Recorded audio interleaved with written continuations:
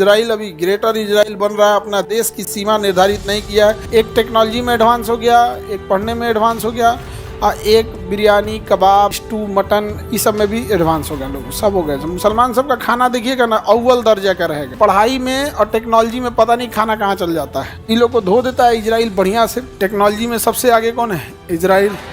उसके बाद ये लोग कहते हैं इजराइल की अकेले की ताकत कहाँ है, तो अमेरिका साथ दे देता है। तो क्यों ना दे भाई? आपको जब जरूरत पड़ेगा आप 57 एक होने की बात करोगे। चारों दीवारें तोड़ दी गई थी, क्यों साथ नहीं देता? हर इंसान दोस्त दुश्मन, दोस्त किस लिए होते हैं? साथ देने के लिए।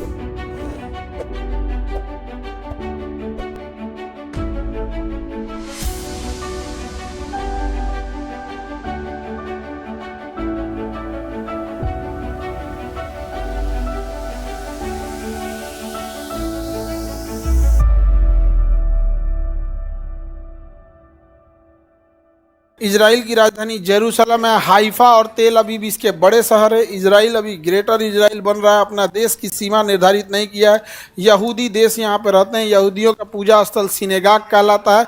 यहाँ का सबसे पुराना सिनेगाग का चारों दीवारें तोड़ दी गई थी, 3 दीवार इसमें से तोड़ दी गई। कितनी दीवारें तोड़ दी गई? 3 दीवार।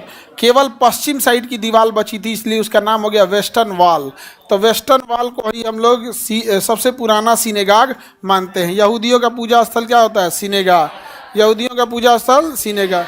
यहूदी, ईसाई और मुस्लिम तीनों ही एक ही रिलीजन से निकले हैं, इब्राहिमिक रिलीजन। तीनों के पूर्वज एक ही हैं। तीनों हजरत इब्राहिम को मानते हैं। जैसे अंग्रेजी में वाले बोलते हैं अब्राहम, यहूदी बोलते हैं इब्राहिम, मुसलमान बोलते हैं इब्राहिम अलैहिस्सलाम। अभी 7 जून को एक त्यौहार है बकरीद। बकरीद त्यौहार इब्राहिम अलैहिस्सलाम से समझ में आ गया कि नहीं आ गया? तो जब पैगंबर थे तो वो उनको आया था कि भाई आप अपने बेटा को क्या कीजिए? कुर्बानी दीजिए। तो उसी से बकरीद त्यौहार है। तो ये तीनों धर्म वाले एक कॉमन हैं तीनों के। समझ में आ गया? एक टेक्नोलॉजी में एडवांस हो गया, एक पढ़ने में एडवांस हो गया, और एक बिरयानी, कबाब, स्टू, मटन, इस सब में भी एडवांस हो गया। लोग सब हो गए। मुसलमान सब का खाना देखिएगा ना, अव्वल दर्जा का रहेगा। लेकिन पढ़ाई में और टेक्नोलॉजी में पता नहीं खाना कहाँ चल जाता है।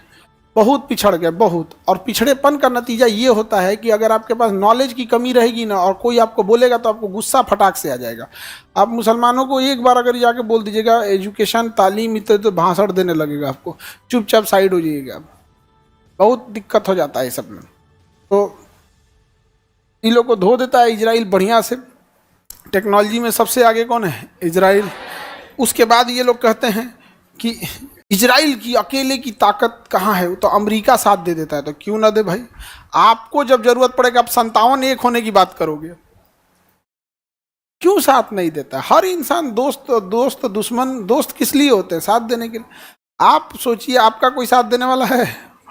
57 देश में सबसे शक्तिशाली मुस्लिम देश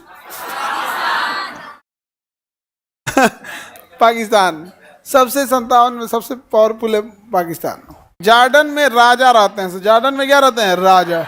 जॉर्डन और इजराइल के सीमा पर मृत सागर नाम का क्या है? झील है।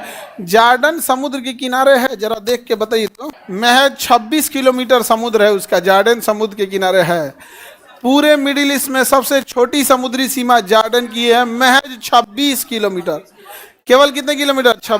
थोड़ा सा है। लाल सागर के पास एक झील होगा, अकाबा की खाड़ी। देखिए, अकाबा की खाड़ी। लाल सागर के पास एक झील होगा, क्या नाम है? अकाबा की खाड़ी। मिला?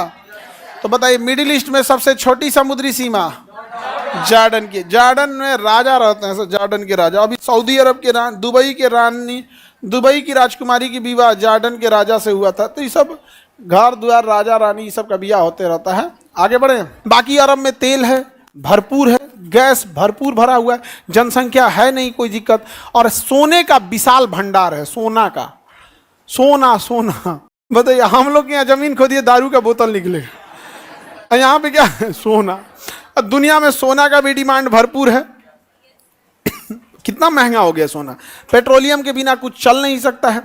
जनसंख्या यहाँ के लोगों के पास है नहीं।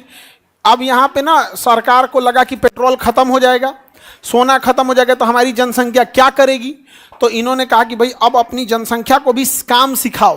तो अब सऊदी अरब वाला भी ना काम करने लगा है, तो मजदूरी वगैरह वो भी करता है इंडिया के लोगों के साथ।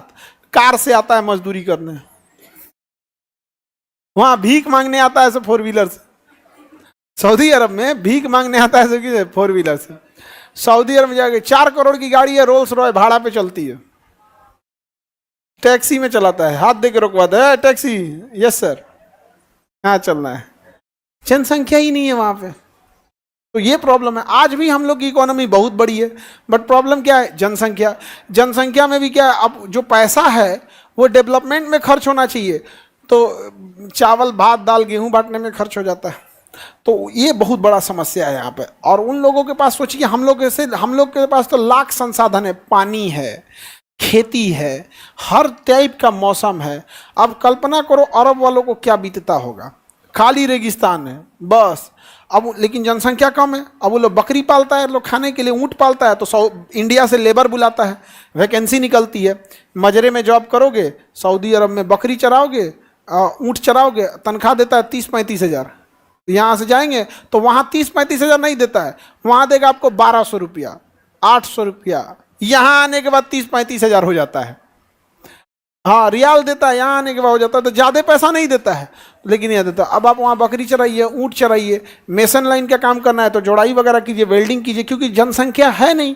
और वहाँ की जनसंख्या के वहाँ के मजदूरों से काम कराएंगे तो उनको तब 1000 रियाल पे तो काम नहीं करा सकते हैं, उसको ज़्यादा देना पड़ेगा। इसलिए हमारे यहाँ से बहुत सारे वर्कर कहाँ काम करते हैं, सऊदी अरब। इस तपती धूप में, जहाँ आपको पंखा में लॉज में अगर 1 घंटा लाइट कट जाता होगा तो हालत ख़राब हो जाता होगा, सऊदी अरब में इतना धूप में काम करते होंगे। और हमारा देश नहीं जानते उनसे क्या किया। हमारे यहाँ से 55 लाख लोग अरब देश में काम कर रहे हैं, जहाँ से बिना भारत सरकार का कुछ भी किए यहाँ सीधे पैसा भेजते हैं भारत में, सीधा पैसा। और भारत सरकार के पास विदेशी मुद्रा का भंडार भर गया है। दुनिया में सबसे ज़्यादा अगर कोई मजदूर कमा के पूरी दुनिया में पैसा भेजता है तो भारत में, पूरी दुनिया में। और हमारे सरकार उन्हें वोट डालने का अधिकार नहीं देती है। मतलब कभी कभी मन करता है ना कि कंफ्यूज हो जाते हैं, दाहिना हाथ से तमाचा चलाएं कि बायां हाथ से।